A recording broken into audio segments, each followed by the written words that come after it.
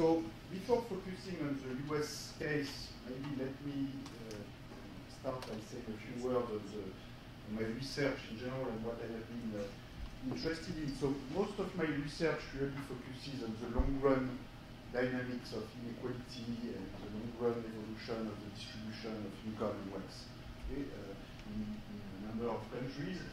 So just to put the issue in a little bit of perspective, let me remind you that this was, this issue of long-run distributional trend was really one of the key questions that was asked by 19th century economists, and I think it is a high time to put it back at the center of economic thinking and trying to contribute to this at my modest level. But I think it has escaped from the center of economic thinking mostly for that reason.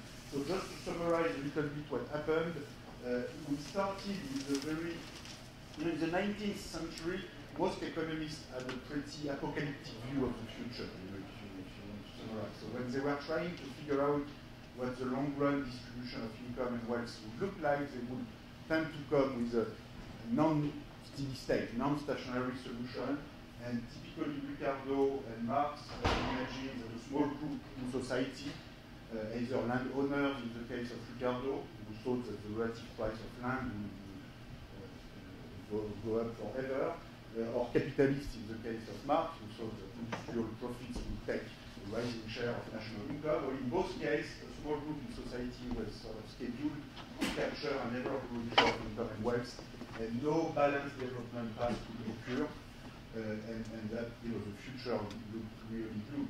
Now, during the 20th century, a much more optimistic consensus emerged, with the view summarized by this sentence: growth is a rising tide that lifts all boats. So everything in the long run, we should have a balanced development path, by which economists mean a growth path where everything grows at the same rate: wages, profits, capital stock, flow of output, real estate price, oil price. So you name it, you take any quantity, it's supposed to grow at the same rate as the aggregate in the long run. And I would say that this more optimistic consensus emerged partly for good reason, but mostly for bad reason. So the good reason was that Kuznets, so he was a US economist, a Russian-born US economist, came together in 1953 with the first historical series of income inequality. That was for one country, the United States, and for a 35-year period from 1913 to 1948, showing a strong reduction of income inequality in the US, mainly a strong reduction of the share of US national income going to the top 10%. So that was only one country for 35 years, but this was a big country. And this was the first time ever there was actually a historical series measuring income distribution. People have been talking for income distribution forever, Marx, Ricardo, but they had no data. It's of course limits what you can do and say. But so it's fun what you can say, but so this was a very powerful result from Kuznets, and Kuznets was the first one to actually compute aggregate national income for the US. He was the first author of national accounts, and then the next step was to compute inequality. So he used the income tax data for the US. So the income tax was created in 1913 in the US, so that's why we started computing this income inequality series in 1913. Before 1913, in the 19th century, for the US or France, you don't have an income tax, so people don't get to report their income. Sometimes they don't even know what their income is, when you're a peasant and you consume part of your produce, so what you produce, the concept of income is not even well defined. And so when you want to study income inequality in the 19th century, that's very complicated because there's just no data.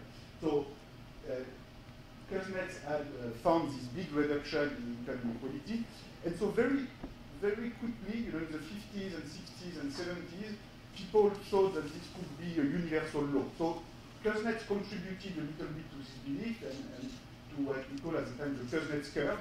And the Kuznets curve was saying, okay, income inequality maybe increases during the first stage of development, in the first stage of industrialization when Marx was writing, but in the advanced stage of development, like in the US between 1930 and 1948, there is a natural tendency of income inequality to be reduced.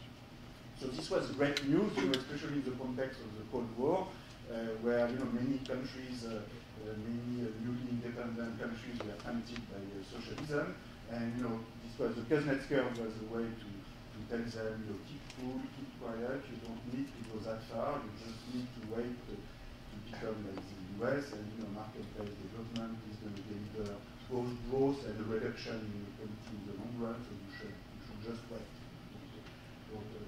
So now the problem is that in fact what had happened to the US between 1930 and 1948 had little to do with the spontaneous market process, and of course had a lot to do with the policy and the chaotic shocks that characterized this period, with two world wars and a big change in policy. And Kuznets was very much aware of that. If you read Kuznets, the way he wrote it, but the followers and people were so eager to have a universal, optimistic conclusion that for a long time, until the 80s, the 90s, well, almost until very recently, when I was in the early 1980s, people were still talking about the Kuznets curve, so the reduction of inequality in national stage of development as the reference point. Now, as I will show you, there's been a huge increase in inequality since the 1970s, 1980s. So in particular, in the US, the Kuznets curve has sort of doubled back on itself, and the rise of inequality in the US between the 1970s and the recent years has been truly enormous, with almost 60% of total aggregate economic growth that was absorbed by the top 10%, and about 70% by the top 10. That doesn't look like a balanced development path. That looks like a sort of very extreme kind of polarization of income. And what I will argue is that 19th century economists, they didn't have much data, but at least they were asking the right question, better data, and we need to address these questions again. In the end, we have no strong reason to believe in balanced development path, especially after the past 5 years of world financial crisis. Ricardo was very worried about the relative price of land. Well, if you replace the relative price of land by the price of real estate in major cities or by the price of oil, you can see that the risk of a global divergence is pretty strong.